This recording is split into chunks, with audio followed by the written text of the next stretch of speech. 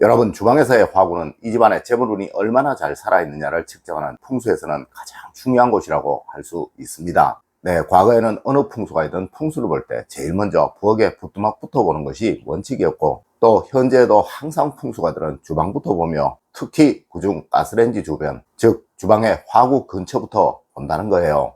여러분, 절대 주방 화구 근처에는 이런 것들 두지 마세요. 그리하면 분명 여러분의 가정에는 재물운이 마르게 되어 여러분은 금전적인 고생을 반드시 하실 수밖에 없게 됩니다.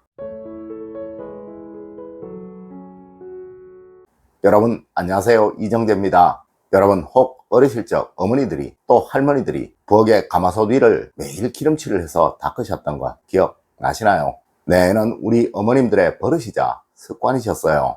여러분, 왜 그러하셨을까요? 맞습니다. 풍수에서는 부엌이 더러우면, 특히 가마솥 위가 더러우면 후손이 불행해지고 또 집안에 가난이 닥치게 된다라고 하여서 그렇게 하였던 것입니다. 물론 과거에는 여성들이 집안의 모든 경제권들을 가지고 있었기에 이 여성의 부지런함을 보기 위한 방법으로 이러한 말도 하였지만, 실제로 현대 대부분의 가정에서도 이 화구 근처를 보면 그 집안의 부의 정도를 측정할 수 있는 것 사실입니다. 네, 부자들일수록 이곳 근처가 아주 정갈하고 깨끗하다는 것이죠. 여러분, 지금의 주방의 화구가 바로 예전으로 치면 부뚜막인 거예요. 네, 절대 이러한 것들을 주방 화구 근처에 두지 마세요. 이는 풍수에서 집안의 가난을 불러오는 첫 번째 요인이라고 말하고 있는 것들입니다. 첫 번째로, 여러분, 주방 화구 근처에 식물을 두게 되면 그 집안은 반드시 가난해지게 됩니다. 여러분, 어디든 식물이 있게 되면 그곳에 반드시 생기게 되는 것이 바로 벌레들입니다. 물론 그것이 너무 작아 눈에 보이지 않을 수도 있지만 이것은 무조건 생기게 마련이라는 것이죠. 하여 과거에도 부엌 안에는 그 어떠한 식물도 두지 않았으며, 또한 이는 현대도 마찬가지인 거예요. 간혹 수생목이니 목생환이 해서 싱크대와 화구 사이에 식물을 두라고 말하는 사람도 있는데요. 이는 풍수를 전혀 모르는 비전문가들의 이야기일 뿐입니다. 여러분, 이 화구는 음식을 끓이는 곳으로 냄비의 뚜껑을 열어두는 일, 참 다반사죠. 네, 이 벌레들이 그 음식물 속으로 들어갈 수 있다고 생각을 한번 해보세요. 이는 절대 있어서는 안 되는 일인 것입니다. 물론 이런 과학적인 이야기가 아니더라도 이 식물은 집안의 생기를 살려주는 너무나도 중요한 풍수 도구예요. 네, 이 식물은 그것이 무엇이라도 열기에 아주 약하고 또 습기에 강함에 아주 취약하다는 것이죠. 맞습니다. 이곳에 둔 식물은 무조건 시들거나 말라 죽을 수밖에 없으며, 이는 여러분의 집안의 사기, 즉 죽음의 기운이 강하도록 만드는 거예요. 물론 이곳 주방, 특히 이 화구 근처는 이 집안의 재물운을 상징하는 대표적인 곳이니 여러분의 집안에 재물로 인한 고민이나 고통이 생길 것이면 두말할 필요도 없는 것이겠죠. 여러분, 절대 주방 화구 근처에 식물을 두지 마세요. 이는 분명 여러분을 아주 가난하게 만들어 버릴 것입니다. 두 번째로, 여러분 화구 위에는 무엇이든 올려두지 마십시오. 여러분, 절대 화구 위에 음식물들이 남아있지 않도록 하세요. 아마 분명 여러분들은 국을 끓여 드시고 남은 것들을 가스레인지 위에 냄비에 올려서 그냥 두시고 계실 거예요. 네, 저녁에 또 데펴서 드시려고 말이죠. 여러분, 이는 집안을 가난하게 만드는 절대로 해서는 안 되는 행동이에요. 맞습니다. 여러분, 음식은 정성이라고 했습니다. 네, 이 정성은 항상 노력과 수고를 동반하는 거예요.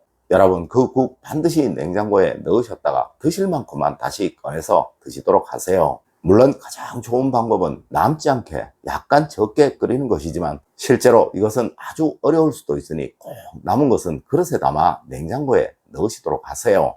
네, 부잣집에서는 절대로 없는 모습이지만 가난한 집에서는 반드시 있는 모습이 바로 아침에 먹던 국이 가스레인지 위에 냄비에 담겨진 채로 올려져 있는 것입니다. 세 번째로, 여러분의 가정에 돈을 보시려면 주방 화구의 깨끗함을 보시면 됩니다. 아마 분명 여러분들도 어느 식당에 가셨는데 주방 화구 위에 음식물 찌꺼기가 덕지덕지 붙어 있다면 그곳에서 만들어진 음식물에 쉬 손이 가지 않으실 거예요. 여러분, 이는 여러분의 가족분들도 마찬가지입니다. 네, 부뚜막을 더럽게 하는 여자가 집안을 망하게 한다라는 말 절대 허언이 아니라는 것이죠. 맞습니다. 음식은 정성이라고 했습니다. 네, 절대 청결하지 못한 상태에서 만들어진 음식에 정성이 들어가 있을 리가 없으며, 또 음식물 찌꺼기가 남아있도록 만들 리가 없다는 것입니다. 여러분, 하여 요즘은 거의 대부분 부자들은 인덕션을 씁니다. 네, 이것은 다른 편리함도 있지만 가장 좋은 것이 바로 닦기가 쉽다는 것이고, 또 이곳 주변이 깨끗하게 보이기 쉽다는 것, 여러분들도 잘 아실 거예요. 여러분 꼭 명심하세요. 가스레인지 주변이 깨끗하지 못하게 되면 여러분의 집안에 돈이 들어오는 일 절대로 없다는 것을 말입니다. 네 번째로, 여러분 화구 근처에 그림이나 사진들을 두지 마십시오. 여러분 화구 주변은 열이 많은 곳이고, 또한 끓여진 음식물들로 인해 습기가 아주 많은 곳입니다. 네, 그림이나 사진은 무조건 이곳에 두면 변색이 되거나 탈색이 될 수밖에 없다는 것이죠.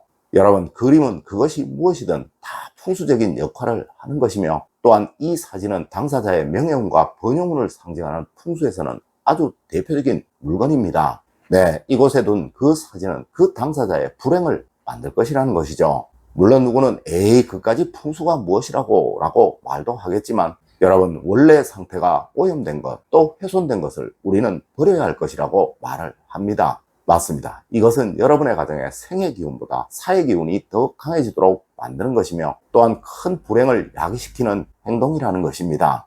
다섯 번째로, 여러분 화구에 바람이 잘 통하면 그 집은 무조건 번영합니다.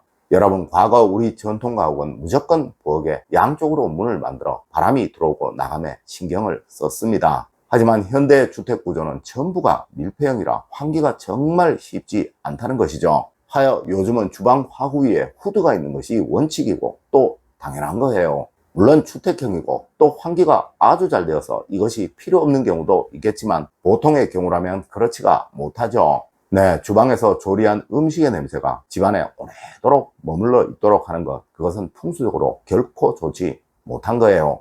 여러분 후드는 꼭 자주 청소를 하시고요. 혹 고장이 나셨다면 꼭 고치도록 하세요. 여러분 풍수는 집안에 바람이 얼마나 잘 통하느냐, 또 물이 얼마나 잘 흘러다니느냐로 그것이 명당인지 흉당인지를 판단하는 학문입니다. 네, 바람이 잘 통하지 않도록 만들어진 주방, 특히 음식물의 냄새가 잘 빠져나가지 않는 주방은 바로 흉당인 거예요. 여섯 번째로, 여러분 화구에 정이 없으면 후손이 불행해집니다. 여러분 과거 우리 조상님들은 부뚜막에서 효자가 난다고 하셨습니다. 하여 아침에 부엌에 들어가시면 제일 먼저 항상 정화수를 한 그릇 떠서 가족의 안녕과 자녀의 복을 비는 것을 원칙처럼 또 습관처럼 하셨던 것이죠. 물론 지금은 그런 가정 거의 없으실 거예요. 여러분 이것은 바로 어머님의 정성이 자녀의 훈육에 결정적인 영향을 준다라는 가르침인 것입니다. 네, 항상 정성과 사랑으로 음식을 조리하시고 또 만드세요. 여러분 결코 귀찮다고 식은 음식 데펴주는 일, 또 인스턴트 음식 전자레인지에 돌려서 주는 일 없도록 하세요. 여러분 자녀는 부모의 사랑을 먹고 자란다고 하였습니다. 맞습니다. 여러분의 사랑과 정성이 그들의 입에 들어가도록 만드십시오. 네, 그리하면 절대 그 자녀가 불행해지는 일 없습니다. 여러분 오늘은 주방 화구 근처에 절대로 있어서는 안 되는 것에 관해 이야기를 해드렸습니다. 오늘 제가 알려드린 이야기 여러분들 꼭 명심하시길 부탁드리며 오늘의 이야기를 마치도록 하겠습니다. 늘 올바른 학문과 올바른 지식을 여러분들께 전하도록 노력하겠습니다. 여러분 긴 시간 감사드립니다. 감사합니다.